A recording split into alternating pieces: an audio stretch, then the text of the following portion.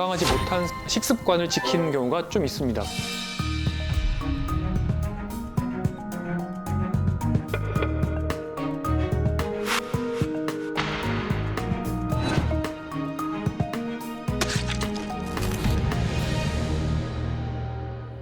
이것 때문에 실랑이가 많이 생겨요.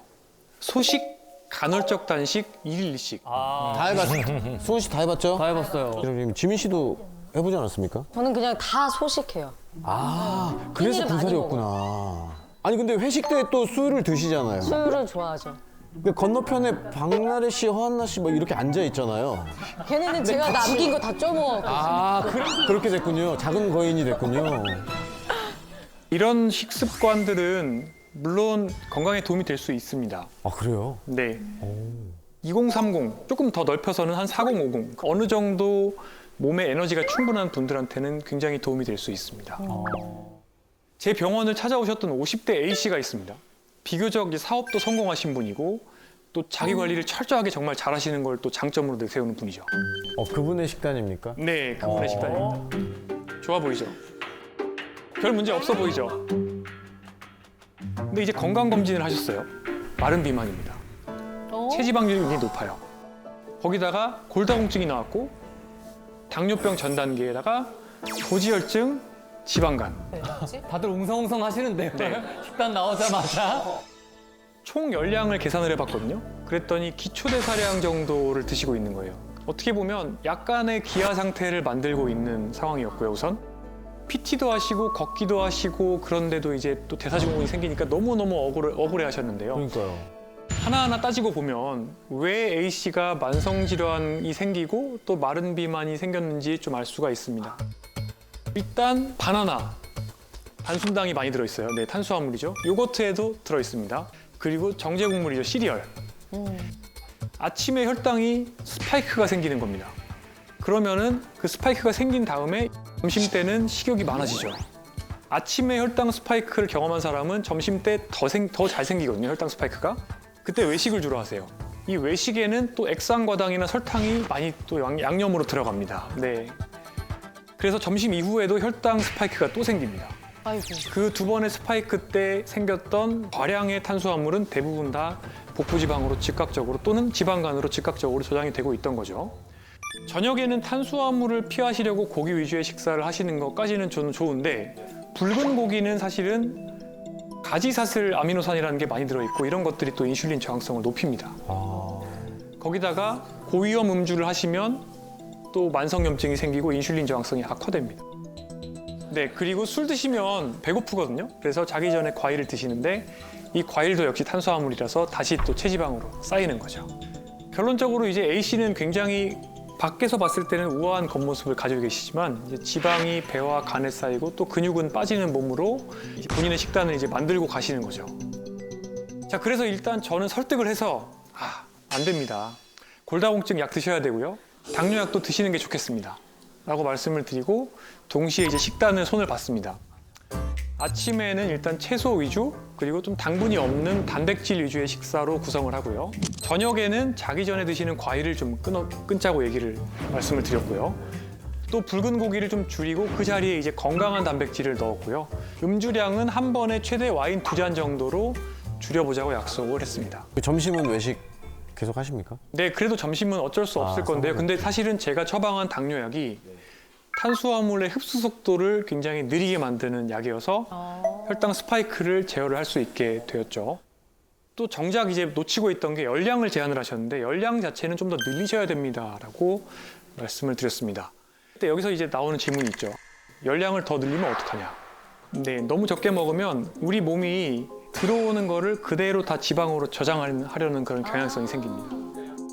그래서 설득을 해드렸죠. 오히려 지금은 기아 상태이기 때문에 들어오는 에너지가 다 지방으로 들어갑니다. 이거가 풀려야 됩니다. 이게 풀려야 지방을 태울 수가 있습니다. 설명을 드렸죠. 3개월 뒤에 어떻게 되었냐? 지방은 500g 빠졌습니다. 오히려 근육은 늘어났고요. 6개월 뒤에 혈당 범위도 정상으로 회복이 됐습니다. 우와. 네, 점점 이제 당뇨약도 줄여나갈 수 있게 되는 거죠. 체성분이 바뀌고 몸의 대사적인 특성이 바뀌게 되면서요. 그래서 저는 일단은 60이 넘으시면 웬만하면 고도비만이 아니고는 살을 빼지 말라고 말씀을 드립니다. 지방도 굉장히 중요한 대사 기관이에요. 지방이 없으면은 인슐린 저항성이 굉장히 심해집니다. 그래서 저는 이분들에게는 단순당이나 정제곡물을 오히려 저는 많이 드실 거를 교육을 하고 있습니다. 이런 것들이라도 드셔서 지방과 근육을 늘리셔야지 결국에는 일상생활 삶의 질도 좋아지고 오히려 질병도 개선된다라고 말씀드린 극단적인 경우도 있는 거죠. 무엇이 MZ들을 숫자 나이보다 더 늙게 가속 노화를 시키는 걸까요? 잘못된 식습관과 불규칙한 수면 습관? 정답인데요? 엄마한테 들었던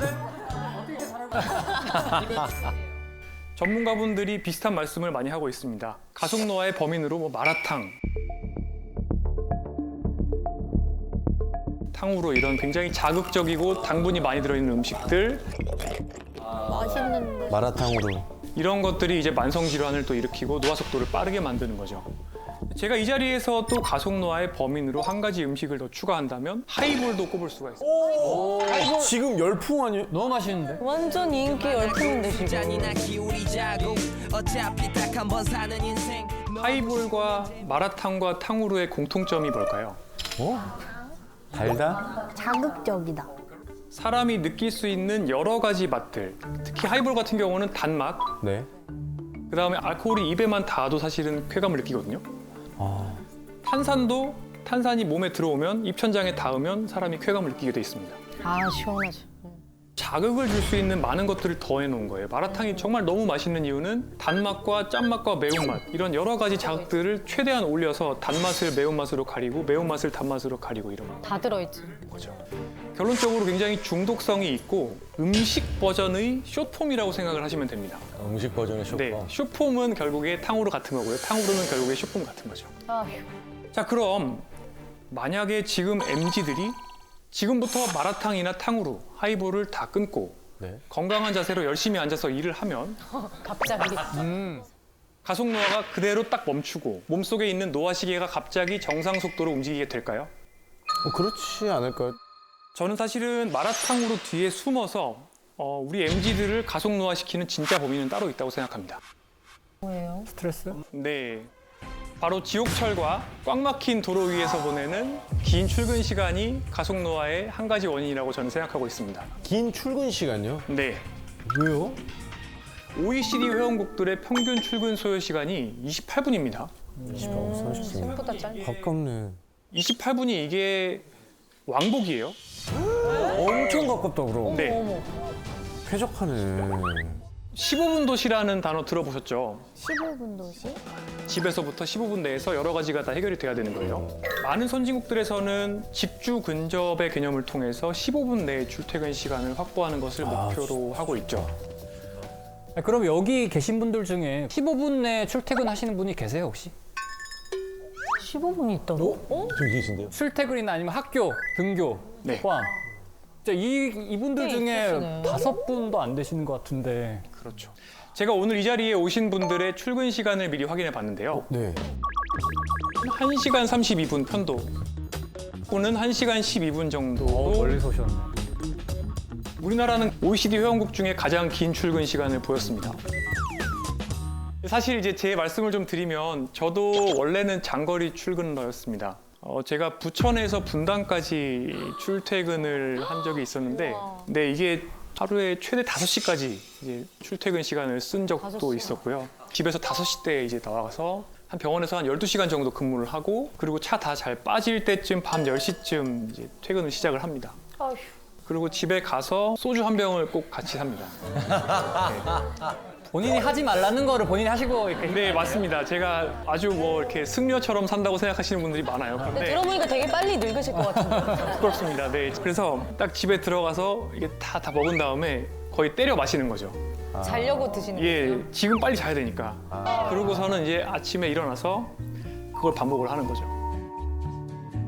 결론적으로는 이제 몸이 이제 점점 붓기 시작하고 코골이도 생기고 고혈압도 생기고 목 디스크도 생기고 딱 6개월 하고 그 직장을 떠났습니다. 네, 이직을 선택한 거죠. 결론적으로 이제 너무 긴 출퇴근 시간 때문에 많은 분들이 수면에 부족이 생기고 만성 피로가 생기고 또 이런 것들이 악순환을 만들죠. 그렇네. 그러면은 이게 출퇴근할 때 가장 이상적인 시간은 어느 정도 될까요? 제가 생각하기에는 최소한 7, 8시간 정도의 수면 시간이 지켜질 수 있는 정도의 출퇴근 시간이 가속노화에 영향을 주지 않는 적당한 출퇴근 시간이라고 생각을 합니다. 아 진짜 좋다. 좋다. 제가 좀 답답한 면이 있습니다. 젊은 분들은 그린벨트 바깥에 나가서 수도권에 살면서 애 둘을 낳고 서울로 출퇴근해라라는 게 그동안 지난 10년 동안 부동산 정책의 기조였잖아요.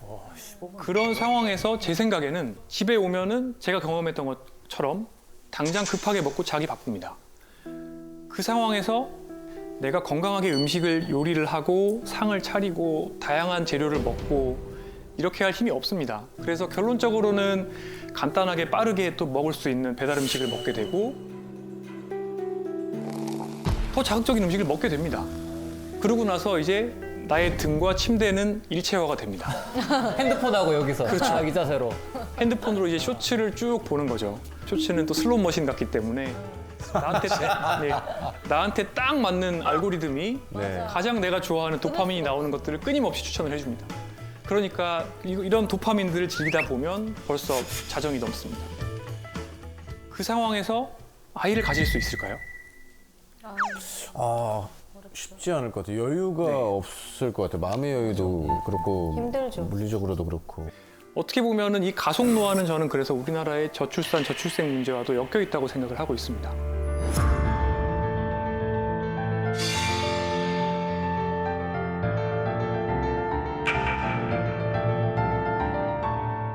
제가 지금 일하는 병원에 처음 왔을 때 그때 제가 도서관을 자주 갔습니다. 자기계발서네. 네, 저희 병원 도서관에 자기계발서가 굉장히 많았어요. 제가 좀 미워하는 책들입니다. 이 책에서는 우수한 부사장님의 사례가 나오는데 굉장히 모범적인 부사장님은 새벽 1시 정도까지는 술을 열심히 드시고요. 그리고 4시간 반 뒤인 5시 반에 본인의 집무실에 앉아서 그때부터 일을 시작해야 된다. 아 맞아. 저런 분들 많이 계세요 진짜. 네, 잠 안 자고? 네. 그 책에 나오는 구절 중에 이런 게 있습니다. 하루에 15시간을 몰입을 해야 된대요. 못하죠. 못하죠. 기본적으로 대부분의 몰입이 그렇게 긴 시간 동안 일어나는 게 아니고요. 나머지는 대부분 이제 가짜 노동이죠. 그죠? 그러니까 15시간 동안 모니터 앞에 앉아 있으면 김병일 교수님이 말씀하신 가짜 노동을 하는 거거든요. 그러면 어떻게 보면 우리나라는 굉장히 장시간 일하는 게 너무나 당연한 것처럼 되어 있는 분위기가 있는 거죠. 자, 그래서 결론적으로 말씀을 드리면 하루에 우리가 24시간이 있습니다. 그 24시간 중에 긴 출퇴근 시간이 있고요. 또 과도한 업무 시간. OECD에서 우리나라가 가장 일 많이 하는 나라로 손에 꼽힙니다. 저는 이 시간들을 제외하고 나를 위해서 쓸 수 있는 남은 시간을 가처분 시간이라고 불러요. 어떻게 보면 일하는 데 쓰고 필수적으로 쓰는 거 말고 나를 위해 쓸 수 있는 시간인 거죠. 실은 이 가처분 시간을 활용을 해서 건강하게 자고 먹고 운동을 하는 게 결국에 가속노화를 막는 방법이에요. 저한테 이제 악플 다는 분들이 있거든요. 뭐라고 달아? 뭐라고 달길래? 아, 그게 내가 몰라서 못하냐. 맞는 말씀입니다. 맞아. 네, 정말 맞는 말씀이죠. 몰라서 못하시는 게 아니라 현실적으로 일단은 가처분 시간이 부족하고 동시에 이 가처분 시간을 활용하는 방법도 왜곡되어 있는 경우가 많아요. 어떻게 보면 절대적인 가처분 시간이 부족한 상황에서 더 열심히 살아야 된다는 또 N잡을 하기도 하고요. 나를 돌볼 시간에 뭘 또 공부하기도 하시고 이렇게 자신을 스스로 학대하는데 아까운 가처분 시간을 낭비하는 분들도 많아요.